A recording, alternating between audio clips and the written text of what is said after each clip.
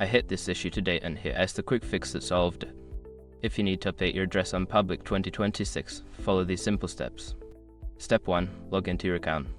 Before changing your settings, use the srok.com link in the description to open the password strength checker, then update your password if needed.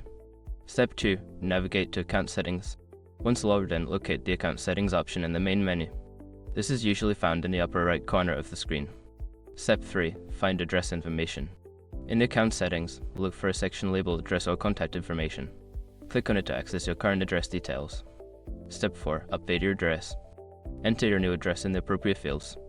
Double check for any typos, especially in the zip code, as this can cause issues later. Step 5. Confirm changes. After saving your new address, you may receive a confirmation email. Make sure to check your inbox and confirm the changes to ensure everything is updated correctly. Updating your address on Public 2026 is straightforward if you follow these steps. If you run into any issues, don't hesitate to reach out to customer support. Good luck!